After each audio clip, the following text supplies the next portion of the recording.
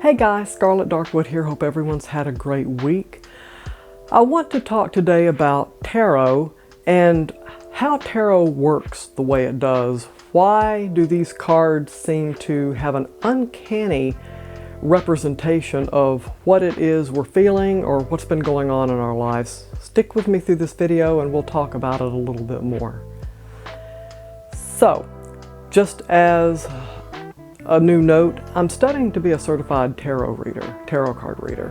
I'm working with a nice teacher, and I like to use tarot because I think it does represent what's going on with us. It represents our deepest feelings, it represents what's on the surface, and it represents just kind of everything going on around us. And you're usually looking in the present to about 6 months out. Tarot is not a long-term tool to use as far as what's going to happen 2 or 3 years from now. It's not a prophetic type thing. Tarot is a tool that you can use to work more in the immediate present and on out into the future just a little bit. And why is that? It's because things change. Things are constantly changing. That you can always depend on. And I like to use tarot for healing and for gaining knowledge and insight. I don't like to use tarot for fortune telling. Oh, will I marry the man I love? Or will I marry this cute girl that I met last week? Yeah, okay, no. I would steer clear from using tarot as a fortune telling, gamey type of thing. Fun things that you do at parties. Yes, they're fun to do at parties. But I see tarot as something deeper. I actually see it as a tool that can be very helpful. It can be very helpful in telling you what you need to know, what things you might want to be aware of, what things you may need to steer clear of, some things you hadn't even really thought about or considered. And there's all kinds of spreads, small ones and bigger ones, to give you a bigger picture. You can do 3-card spreads or a 1-card pull for something really quick, or you can go as far as a Celtic cross spread, which is huge. You know, it's a big 10-card spread, and it's going to kind of give you the whole entire enchilada there. And the horseshoe spread is somewhere in between. So a lot of times you may not need to go big, you can just go for something small. Now, to talk about why does it matter? Why is tarot so useful? What does it really do? Tarot really reflects our inner intuition and our inner knowing. It can also reflect back into the past to past consciousness in ourselves. If you believe in reincarnation, you've had a series of lives and events that have taken you through a lot of experiences, and when you transitioned from one life to another, you didn't forget a lot of the things you needed to know. You remembered the key things you needed to know. The thing about it is in this life, you don't remember it as easily. So tarot can help you tap into that. Tarot can also look a little bit into the future, and based on certain probabilities or speculations, mystically speaking, can give you some things to be aware of. And the tarot is an outward reflection of that. It's a pictorial representation of what all that is that's going on in your conscious mind, what's happened maybe in your past that you are remembering on a subconscious and deeper level, something you might not have connected to in a very long time that maybe you need to address now. And so that tarot is all about you. It's all about your situation and what lessons do you need to learn to move forward on your journey and become a more self-actualized person. So when you get these cards and you are shuffling them and you are picking those cards based on intuition, you're picking those cards that just say, hey, pick me. And you'll know what I mean. When you do them, one just seems to stand out. Even though they're turned over and you don't see the pictures, they just kind of call out to you. And once you get those in a spread and you start interpreting them, you're like, oh, wow, that is so interesting. Yeah, that's... And then you'll get some cards that you may not be able to understand. You're thinking, based on this position or that position, I don't know that it makes sense or if it's really an appropriate card. Well, those are cards that maybe you need to think about. Maybe you hadn't thought about it, you kept it buried, but now that card is showing itself to say, hello, you need to pay attention to this. So you can look at it in that way of saying, hey, I need to take some different steps here, or, oh, you know what, maybe I need to think about something differently here. That's the beauty of it. And you picked it, you know it. You knew it internally, you knew it subconsciously, it was buried deep, and those tarot cards helped bring it to light so that you can do something with the information. Rosicrucians talk about using tarot cards, and the reason why they would do a divination tool, especially tarot cards, is because Rosicrucians are all about you connecting with you. You are the power. You have a direct connection to power, to spirit. There is no intermediary. You and the cosmic intelligence. You can tap into that. And the beauty of the tarot cards is that's exactly what you're doing. That's why they have videos on this, and I will find one and link it into this description of this video so that you can watch it and see what they say about the tarot.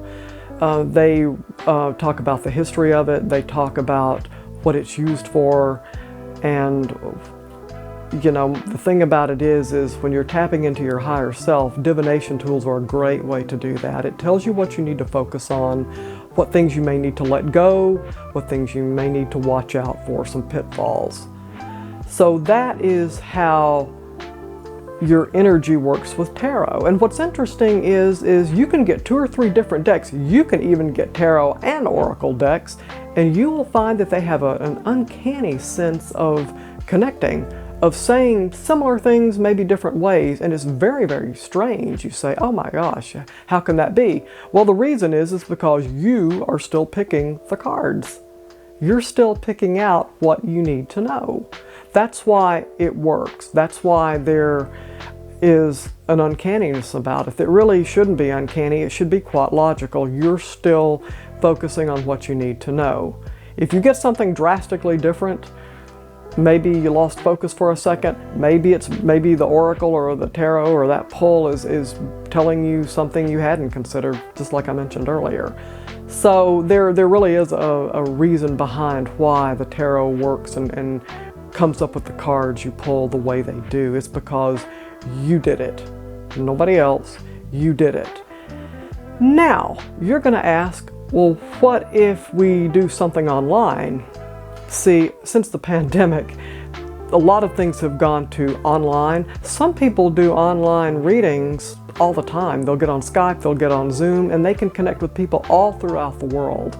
People do telephone readings, and you're thinking, okay, I'm not picking the cards, I'm not shuffling, I'm not doing any of it, so how is this going to work? So here's the thing.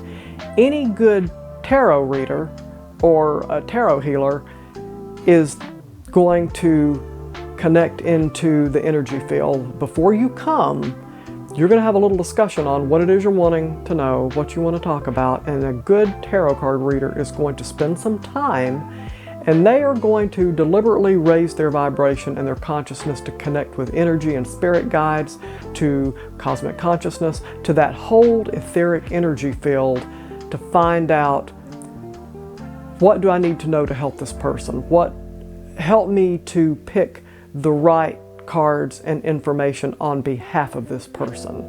So in the ideal sense, that tarot reader is tapped into your energy and into you. And when you look at something through quantum physics, and I am not a scientist, a physicist, chemist, anything. I do horribly at that stuff. But the interesting thing about quantum physics is you will hear metaphysicians talking, or metaphysics people talking about quantum physics. And it's an energy grid that they talk about, and us being able to travel along those paths and those matrices and connect to other people, to our pets, to other streams of thought or knowledge. So you want, as a tarot card consumer or one who's wanting a reading done, you'll want to talk to your reader about, what exactly do you do? How can you help me if I'm not there to pull the cards? Just know that a good tarot reader is going to do some work before they have you sign in and you all do a Zoom call or a Skype call. And that tarot reader should have tapped into your energy field and your thought consciousness and to the higher guides to say, hey, help me pull the information they need to know. Help this reading be something that will be healing and that will be of benefit to this client. And that's the tarot reader being very conscious about what they're doing, being very, very deliberate and really tuning in. And as the one who's being read, the customer, you probably need to tune into that too. You probably need to also ask, as you're going to your appointment or beforehand, please help this reader help me, so that I can understand and make the changes I need to, or to have a better understanding. I hope you have gotten a lot out of this video and understanding how tarot works and how maybe a tarot reader should help you and what tarot can be used for. Tell me your experiences, tell me what you think. I would love to hear it. If you like my videos and you think you're getting value out of my channel, because I have lots of videos on different things, subscribe and you hit the notification bell and you will know when I put new videos out. Watch a few of them. If you have any comments, let me know. Would love to hear from you. I'm also an author. I do write books. If you go to the About section of my channel, you can see the books I've written that have metaphysical and occult themes. Hope you enjoy the stories. Hope you buy some books and kind of, immerse yourself in some entertainment. Have a great week, everyone, and take care.